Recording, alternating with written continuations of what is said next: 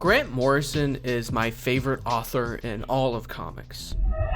I've spent countless hours on this very YouTube channel gushing over their works. But when you look at Morrison's output from a holistic point of view, you'll notice Morrison has a robust DC Comics catalog. Morrison has consistently put out DC projects that push the boundaries of comics forward, elevating the scope of DC's comic universe while simultaneously challenging what the medium of comics are capable of. But then you look over at Marvel Comics and Morrison's imprint is significantly less notable. New X-Men is a certified banger and conceptually added a lot of texture and depth to the mythos of X-Men. And Morrison's Fantastic Four is pretty mediocre. My good friend David actually put out a video diving into this run if you're interested in a more thorough breakdown of this book. Outside of these two projects though, these were the only two Grant Morrison Marvel projects I'd ever heard of. So imagine my shock when I'm stumbling through my local half-price books and I see a Grant Morrison book titled Marvel Boy. Being a Grant Morrison fan through and through, I had to pick it up. Here's the thing. If you made it this far in the video, you're probably thinking the same thing that I was when I first laid my grubby little hands on the book. What the hell is Marvel Boy? Well, join me in this video as we take a look at Marvel Boy, Grant Morrison's most bizarre Marvel book. The first thing to note about Marvel Boy is that it is a Marvel Knights book. Marvel Knights was an imprint of comics established in 1998, only 2 years after Marvel declared bankruptcy. Essentially, Marvel was broke and willing to take risks in order to guarantee the successes of their company, and Marvel Knights was one of those risks. Marvel Knights was an imprint that aimed to focus on storylines with darker and more adult-centric themes. Several of the early Marvel Knights titles focused on lesser-known characters at the time, like Daredevil, Black Panther, The Punisher, etc. A lot of these books were short stories that remained in continuity but could be read as standalone titles. Basically, Marvel Knights comics were tonally dark, short stories focused on lesser known characters that were also supposed to be new reader friendly. Hence why Marvel Boy is only 6 issues and honestly a unashamedly bizarre and experimental book. Okay, but what actually happens in this book? Well,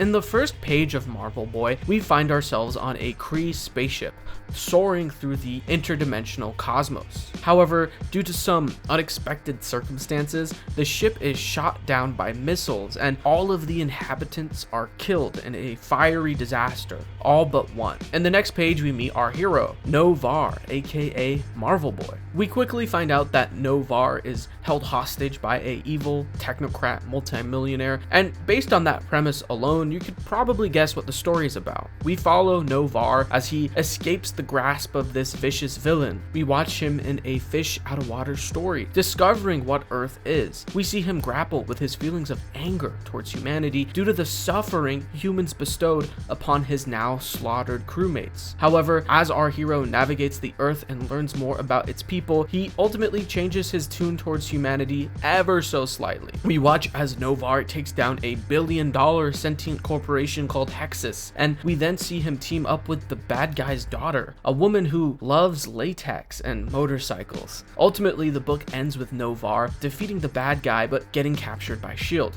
And for all intensive purposes, it's a really by-the-numbers comic book adventure. The hero gets captured, he escapes, and we read along as the protagonist and the villains wreak havoc as they battle each other. Reading this in 2025, it doesn't feel particularly unique. However, in the late 1990s into the 2000s, the state of comics was shifting to be more focused on action-packed, fast-paced, and cinematic storytelling. Take a look at some of the best-selling comics of the year 2000, and you'll see that the dynamic, fast-paced, and semi-realistic art was a big selling point. Howard Porter's JLA Tower of Babel covers, Tim Bradstreet's Punisher covers, and Joe Quesada's Daredevil covers are some of the most recognizable and gorgeous comic covers from the year 2000. And a big reason for that is because they blend both realism with dynamic movement to showcase images that are both fantastically comical and believable. And in my opinion, J.G. Jones's work on Marvel Boy is a really unique reflection of the direction that comic book art art was headed. Morrison even admits as much in an interview,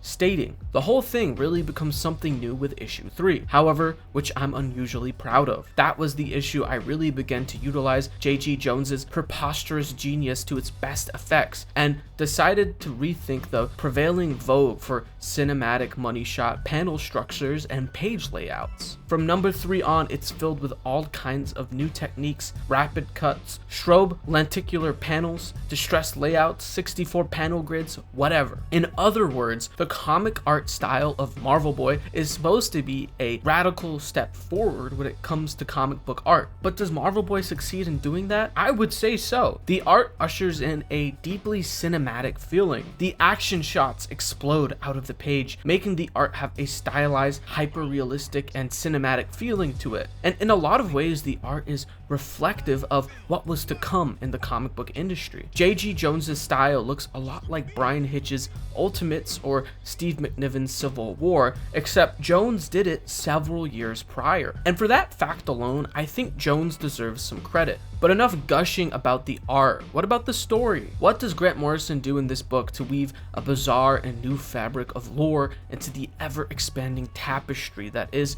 Marvel Comics? Well, first and foremost, Noh-Vaar is an original character created by Morrison. After this run, Noh-Vaar has popped up in New Avengers, Secret Wars, Dark Avengers, AVX, and a few other Marvel titles, so it's safe to say that Marvel Boy isn't just a one-off character, he has a legacy in Marvel Comics at this point. But there's one big conceptual idea Morrison tackles in this book that was topical in the 2000s but feels even more topical in 2025, and that is the idea that oligarchical corporate power is leading to the demise of human civilization. In issue 3 of Marvel Boy, Noh-Vaar finds himself combating an evil corporation called Hexus. Hexus in the book is described as a invisible, untouchable idea that grows by hiring new employees and devouring its rivals. People who work for Hexus are essentially brainwashed. Ultimately, Hexus's goal is to take over Earth completely. Honestly, it's a generic villain story. Like any other alien bad guy, it wants total planetary domination. But because Hexus operates as a corporate entity, it allows Morrison to dive into some interesting ideas about capitalism, brand recognition, and consumer behaviors. Maybe in the year 2000, it would seem bizarre that people would develop a parasocial relationship to a super corporation to the point where they feel personally connected to it. But in 2025, that seems kind of believable. We live in a late stage capitalistic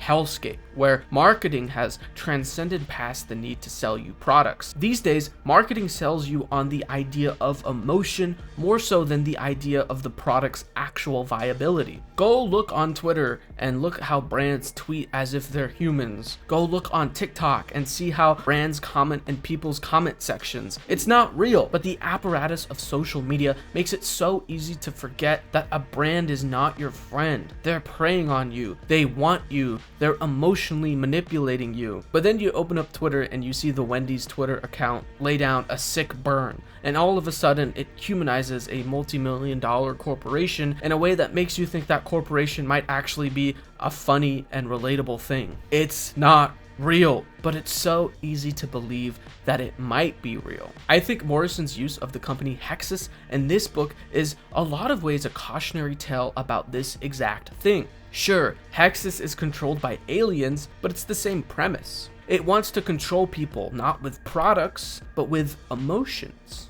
Long story short, it's an interesting parallel that had me thinking quite a bit about how social media has reframed the conversations about marketing. And I got to appreciate how Morrison's bizarre, super evil corporation holds more weight today than it did in the 2000s. And with that, there's not much else I have to say about Marvel Boy.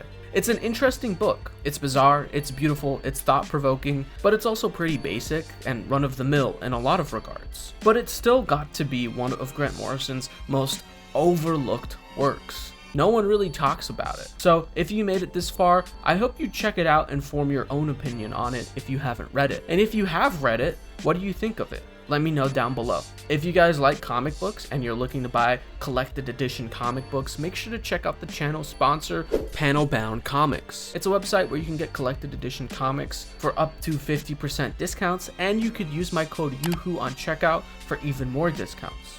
As always, hope you guys enjoyed the video. Thanks for watching. I'll see y'all in the next one.